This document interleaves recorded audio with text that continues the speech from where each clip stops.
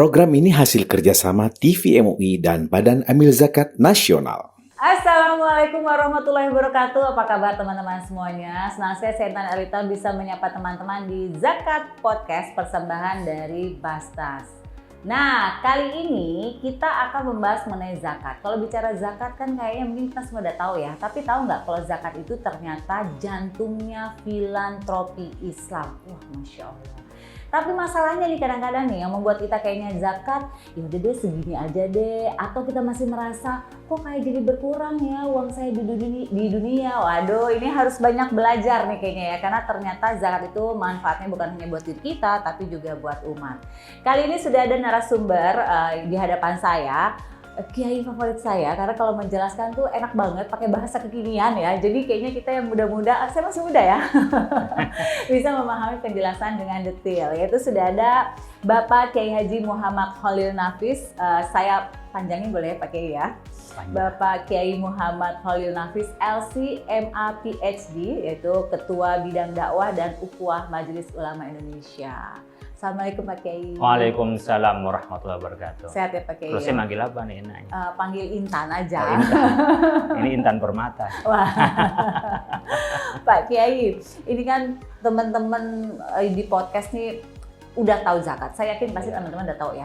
Tapi mungkin belum tahu zakat dari A to Z-nya gitu. Kayak apa sih zakat, seberapa pentingnya sih zakat, kemudian kenapa masuk dalam rukun Islam gitu kan. Nah ini juga harus dijelaskan ya Pak Kiai ini biar anak-anak muda sekarang melek zakat bukan hanya sebagai zakat fitrah aja, tapi juga sesuatu yang sebenarnya itu sangat baik buat diri kita. Mungkin dimulai dari kenapa zakat tuh masuk dalam rukun Islam.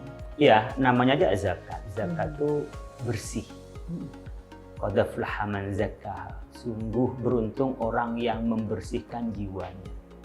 Jadi kalau di Islam itu bersih bukan hanya luar tapi dalam. Makanya kalau kita mandi bukan hanya bersih di luar, tapi ada mandi yang membersihkan di dalam. Seperti mandi wajib. Orang selesai haid, itu kan mandi dibersihin di luar, tapi dia harus nyentuh semua kulitnya biar bersih sampai ke dalam. Maka ada bersih, ada suci di dalam Islam. Nah, zakat itu, tazkiyah itu lebih banyak dipakai adalah untuk membersihkan sesuatu yang abstrak. Yang tidak tampak, yang tidak kelihatan ya. Yang tidak kelihatan. Kalau yang lain biasa al-ghuslu ya, memandikan, at-tathhir itu mensucikan. Tapi zakat itu lebih bermakna kebersihan, kesucian yang sifatnya abstrak. Itu secara etimologinya. Nah, kalau secara terminologinya kan ada dua memang. Ada zakat fitrah, zakat yang berkenaan dengan fitrah seseorang. Siapapun yang lahir di bulan Ramadan sebelum Lebaran yang lebih zakat fitrahnya. Nah, dan kalau apapun kondisinya, yang penting dia punya lebih dari yang dimakan, zakat fitrah dia harus keluarkan. Tapi kalau zakat mal karena punya harta tertentu, dalam hitungan tertentu, lalu dikeluarkan dengan batas tertentu dan sifatnya mandatori. Tertentu itu apa Pak? Tertentu artinya kita punya harta satu nisab. Satu nisab itu bisa berupa pertanian, bisa berupa perdagangan, bisa berupa peternakan. Itu kan ada macam-macam. Sekali pertanian pun antara yang tani irigasi itu beda dengan tani yang sifatnya disiram langsung. Hewan pun juga ada sapi, ada kerbau, ada kambing, macam-macam. Nah, harta ini punya satu nisab, punya nisabnya sendiri, punya batas sendiri. Nisab itu batasnya sendiri. Kemudian ini dikeluarkan dengan batasnya sendiri. Kalau perdagangan 2,5%. Nah, kalau mamanya kambing bisa 1, kalau sapi mamanya dari 40, mamanya kalau sapi mamanya yang mempunyai jumlah berapa, unta 5 dan seterusnya. Jadi ada hitungannya sendiri, dikeluarkan dengan pola sendiri itu, kemudian kepada orang tertentu, artinya kepada asnaf samaniyah yang 8 macam itu. Jadi tidak boleh kepada yang selain macam. Jadi 8 macam. Jadi punya harta pada hitungan sampai pada batasnya, apakah itu perdagangan, apakah peternakan, apakah itu adalah pertanian, atau barang temuan seperti makdan, artinya harta seperti kandungan emas yang ada di bumi, kita ngambil menemukan umpamanya perak, menemukan bahkan mungkin kayak batu bara, gas dan seterusnya, itu yang kita dapatkan bisa diwajibkan zakatnya. Kemudian dikeluarkan ya dengan batasnya tertentu, artinya 2,5% atau 10% atau 5% seperti pertanian. Kalau itu bisa sampai 10%. Ya, Yaum hasad di saat panennya itu kalau dia tidak keluar biaya untuk penyiraman. Dan kepada orang tertentu yaitu 8 macam penerima zakat, fakir, miskin, 8 macam tuh? fakir, miskin. Kemudian Ibnu Sabil, orang yang dalam perjalanan yang kemudian kehabisan ongkos. Fi sabilillah, orang yang berjuang di jalan Allah. Sekarang banyak tafsirnya bisa untuk orang belajar dan seterusnya. Kemudian orang yang bangkrut, gharim. Kemudian wal mu'allafatu qulubuhum, orang yang baru masuk Islam, itu diberikan zakat. Jadi 8 macam ini yang boleh menerima zakat. Selain itu tidak boleh menerima zakat. Nah ini menarik nih Pak Kiai. Ada orang bilang gini kan, berzakatnya sama orang terdekat dulu deh dikasihinnya gitu. Itu gimana tuh Pak Kiai? Memang bagus. Jadi kalau ke orang terdekat itu samping pertama dia membantu orang itu yang tak mampu, lalu kita juga memberikan orang yang lebih mudah dilihatnya. Saat yang bersamaan, orang kalau ada orang kaya dan orang miskin itu biasanya yang miskin sering cemburu nih. Iya. Ngiri tuh.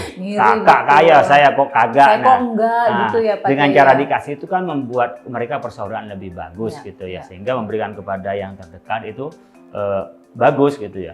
Tapi ingat zakat ini bukan infak lah, zakat itu adalah mandatori. Nah, berbeda ya. Beda dengan tadi umpamanya sedekah, infak. Tapi zakat dikasih yang terdekat pun juga bagus. Cuman di kita ini kan belum tentu tahu yang terdekat, apakah semua dikasih yang terdekat, maka ada namanya Basnas, Badan Amil Zakat Nasional. Maka di antara yang boleh menerima zakat itu wal amilina 'alaiha.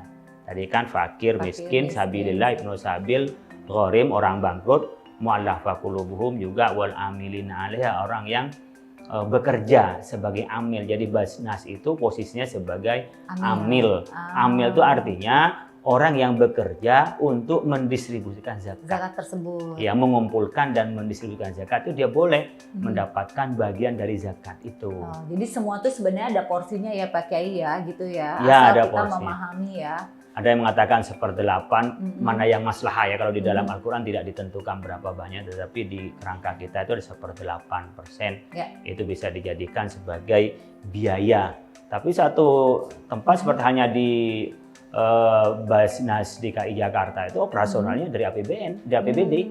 Jadi zakat semuanya dikumpulkan, disalurkan. Itu malah lebih bagus. Artinya lebih tepat ya lebih diberikannya tepat. kan. Iya tentunya. Betul. Makanya amil itu sudah punya bayaran sendiri. Makanya kalau jadi amil saya nggak minta bayaran, lebih bagus daripada jadi amil sebagai profesi. Tapi andaikan jadi profesi pun bagus. Tapi andaikan nggak ngambil semua diberikan kepada mustahiknya, penerima malah lebih bagus.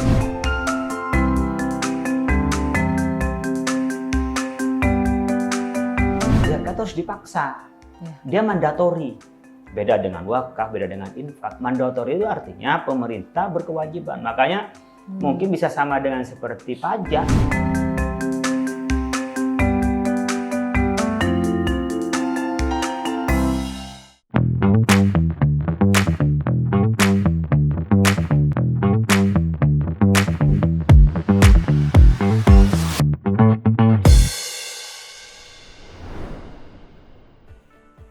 Menarik sih Pak Kiai. Jadi akhirnya kita jadi tahu ya bahwa sebenarnya zakat itu ada porsi-porsinya gitu ya. Mungkin kalau kita nggak paham nih, termasuk saya berbicara juga nggak paham nih sebenarnya Pak Kiai ya. Ini jadi paham karena Pak Kiai jelasin nih.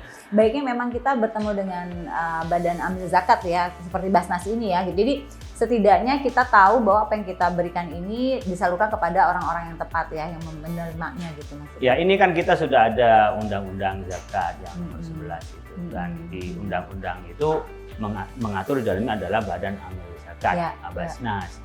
Dan itu ada Basnas provinsi, ada kabupaten kota, Badan Amil Zakat. Tapi tidak cukup di situ, juga ada LAS, Lembaga Amil Zakat, artinya lembaga swasta. Kalau Basnas kan dia campur dengan pemerintah, dibentuk oleh pemerintah. Tapi kalau LAS itu partisipasi. Saya punya pesantren, pesantren saya Cendekia Amanah di Depok. Saya daftarkan ke Basnas Depok itu untuk menjadi LAS, Lembaga Amil Zakat. Yang nanti saya menerima, saya laporan berapa saya dapatnya, sehingga nanti bisa dijumlah secara nasional. Kalau tempat itu sudah menerima zakat dari kami, ya biar tidak dikasih oleh Basnas Depok atau diberi yang lain, sehingga jangan sampai ada orang yang dari awalnya mustahik itu menjadi kaya gara-gara menerima zakat dari berbagai penjuru gitu Karena kan. berbeda, nggak ada komunikasi, satu orang bisa dapat banyak ya, Nah, gitu itu. akhirnya ya. Bener juga ya Pak Kiai ya. Jadi meratanya tuh benar-benar harus merata bagi mereka yang wajib ya atau Nah ini penerima. bisanya di lembaga amil zakat atau Ya. di Basnas itu. Jadi Ya. Basnas itu harus punya data sebenarnya. Data siapa mustahik di tempat itu. Baik. Kemudian di tempat itu sudah terima dari mana saja.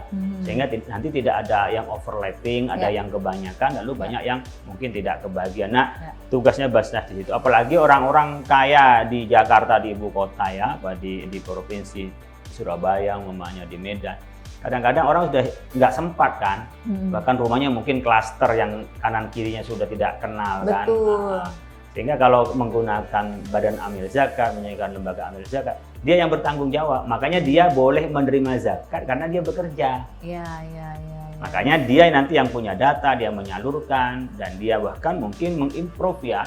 Nanti ada mungkin dilakukan bagaimana pengembangan dari zakat itu, kayak teori snowball. Snowball itu mungkin awalnya sekarang orang ini masih mustahik. Ya. Nah nanti setelah dia kasih skill, jadi zakat bisa dijadikan sebagai instrumen untuk pelatihan, jadi skill, kemudian dia sudah bisa berdaya, jadi kan tidak harus nerima konsumtif terus, sehingga dikasihkan modal, dia lama-lama dia bisa menjadi muzaki, jadi nggak mustahik terus, tidak menjadi penerima zakat terus, tapi juga bisa menjadi orang yang berzakat. Betul. Arahnya itu bisa dilakukan oleh Kesana, ya. badan amil zakat. Baik.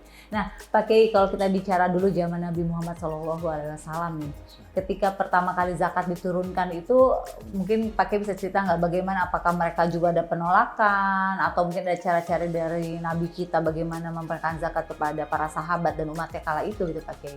Ya memang pada kerangka Islam kan disebut as-shadaqatu burhanun.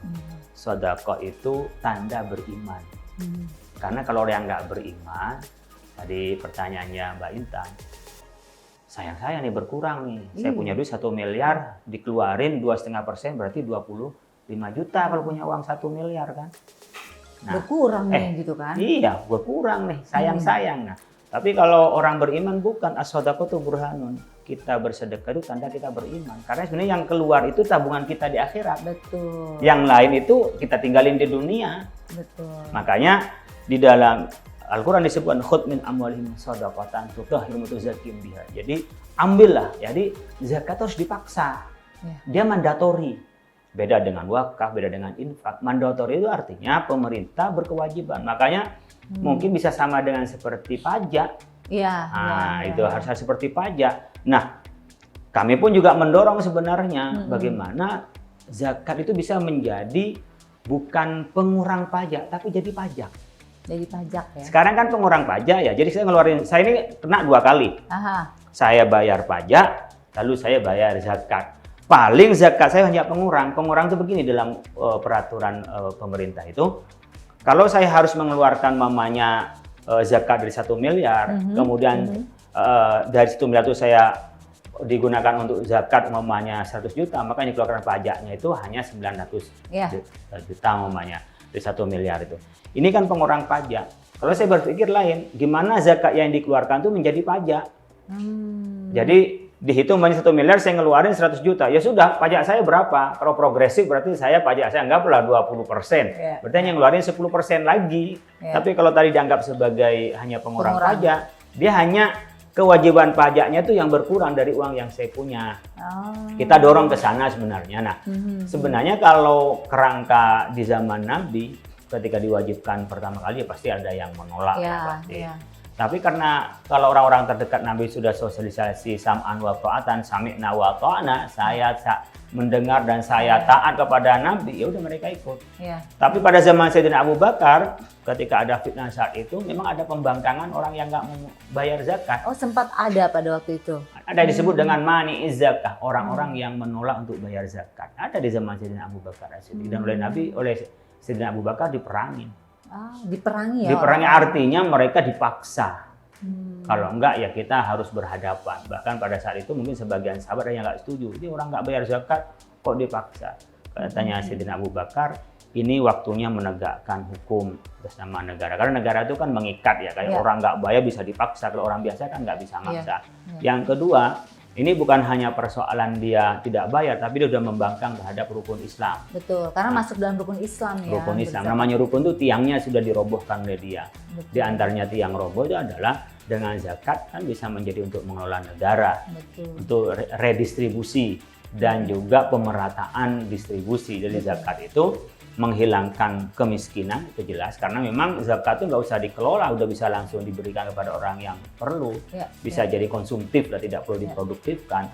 Jadi semangat dari 3 ilat itu tadi, semangat dia patuh kepada agama, yang kedua adalah menegakkan keadilan di dalam distribusi kekayaan, yang ketiga adalah bagaimana tetap menjadikan pembiayaan di dalam negara itu dari zakat.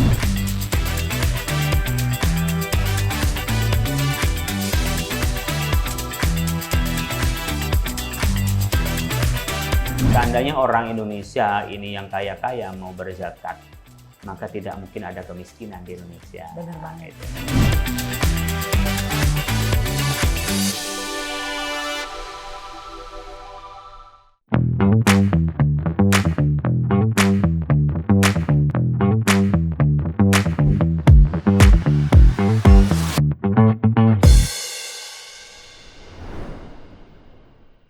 Sebenarnya kalau dikelola dengan baik tuh zakat sebenarnya manfaatnya luar biasa ya bagi negara, bagi umat ya.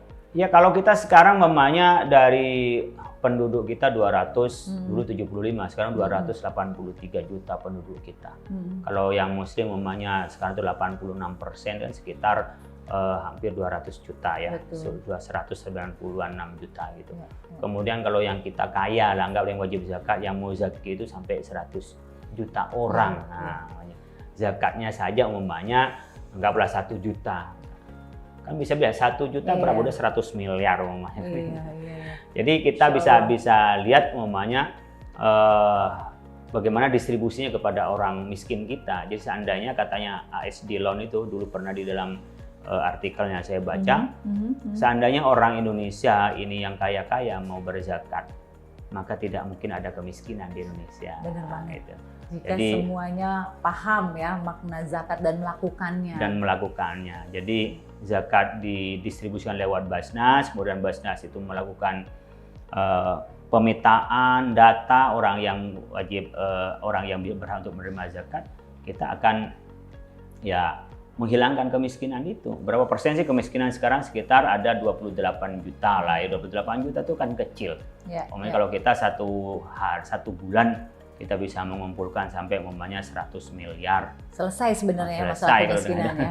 Berarti ini kaitannya zakat dengan filantropi dalam Islam ya, saling tolong menolong. Iya, kita kan kalau filantropi dalam Islam itu dimaknai dengan 4 instrumen. Yang pertama zakat yang sifatnya mandatori, kemudian ada infak atau sedekah, atau infak itu biasanya sumbangan yang sifatnya untuk perjuangan kepada kebaikan. Makanya kepada istri pun disebut dengan infak. Infak kepada istri, infak kepada sekolah, infak pada pengajian atau infak. Tapi kalau sedekah, instrumennya lebih kepada kita memberi pada orang lain, kayak hadiah, itu adalah bagian dari sedekah.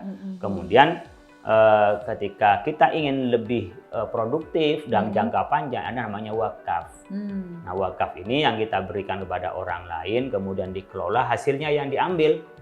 Pokoknya tidak boleh diapa-apa, itu namanya wakaf. Cuma asumsi orang wakaf banyak kepada soal masjid, gitu ya, sekolah, tanah, kuburan. Nah, padahal bisa nggak kita berwakaf seperti hanya depan Masjidil Haram gitu, hotel. Nah, jadi kalau punya wakaf Ritz Carlton, nah, gitu. Masya Allah. Wakafnya apa namanya SPBU, nah, gitu. Jadi ini generasi muda ini kan bisnisnya udah mulai macam-macam nih Pak Kiai ya. Jadi itu bisa juga diwakafkan ya Pak Kiai ya. Wakaf saham bisa. Wakaf saham ya. Nah, ya kita masuk ke suku wakaf saham. Tapi benar Pak Kiai, karena dalam mindset tuh kalau namanya wakaf tuh nggak jauh dari wakaf masjid, lahan untuk pemakaman, gitu ya Pak Kiai ya. Tapi ternyata besar gitu ya. Iya, pemahaman kita yang pendek sebenarnya benar, setuju. Pemahamannya pendek tuh kata Pak Kiai, itu banyak belajar kayak kita ya. Itu harus itu. Yang anak muda sekarang kan cepat kaya kan. benar. Ya, Uangnya banyak-banyak startup pakai. itu, startup tahu-tahu apa? Mereka udah punya kekayaan 15 triliun. Iya betul Pak Kiai. Coba kalau itu melakukan zakat ya. Nah, itu zakatnya berapa 15 triliun? Coba dihitung deh. Saya lupa matematika. Coba yang kalkulator. Saya hafalnya tuh uang saya sendiri aja. Ini coba tim yang punya kalkulator lebih dari 0,9 silakan bantu hitung ya. Jadi kalau kita mau berderma dan mau iman terhadap ajaran kita, ya kita bisa mengeliminir dan memperkecil kesenjangan sosial, terutama kemiskinan itu ya. Kemiskinan bisa diantisipasi. Ya. Kemudian kita bisa menghindari kecemburuan sosial. Itu yang lagi tinggi sekarang Pak Kiai. Tinggi, rawan itu. Mana orang yang kena PHK, orang yang gitu. Saya juga di medsos kadang-kadang mention ke saya kalau nggak di inbox dan seterusnya itu. Ramai sosial medianya Pak Kiai. Nah, itu. Kadang-kadang juga kalau inbox tuh mintanya saya nggak ada beras, saya nggak ada ini, saya sudah di PHK dan seterusnya. Itu banyak ke kita. Oleh karena itu kalau dengan kita berzakat kemudian nanti kayak seperti bahasa kan banyak instrumen-instrumen programnya yang saya tahu ya. Ada yang pemberdayaan masyarakat melalui tanam ikan maupun melalui peternakan, ada yang juga pelatihan skill. Kan sederhana sebenarnya dengan cara mereka diberi modal, misalnya yang mereka punya kreativitas bikin kue dan seterusnya. Dari zakat itu jangan diharapkan mereka hanya dari zakat lalu dikonsumsi, tapi dari zakat mereka diberikan skill sehingga mereka memproduksi. Sehingga nanti teori snowball, bola salju itu pada putaran-putarannya besok-besok dia sudah jadi orang yang berzakat. Minimal udah nggak perlu menerima zakat. Betul. Sekarang menerima dulu, tapi nanti insya Allah kedepannya bisa menjadi pemberi zakat. Amin. Tapi diawali dari ini dulu mindsetnya. Mindset, setuju banget ya. Jangan terlalu menikmati, wah ini udah enak ini tiap bulan saya dikirim, saya dapat bantuan dari Basnas.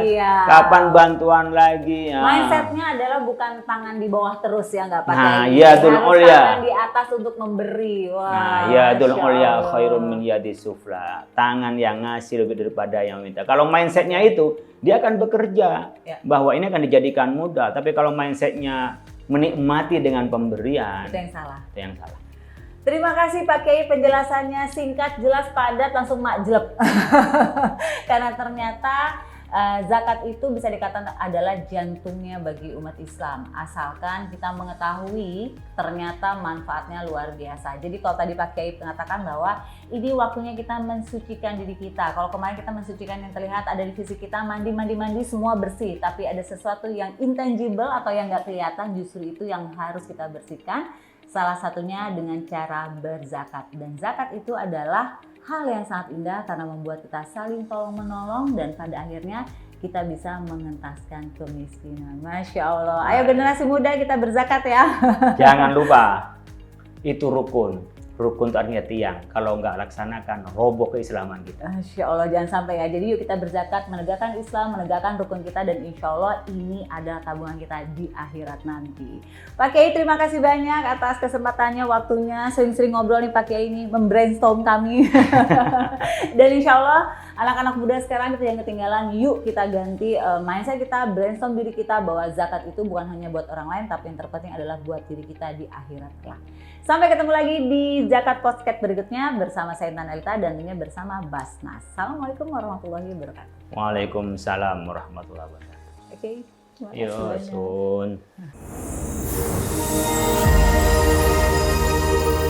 Sun.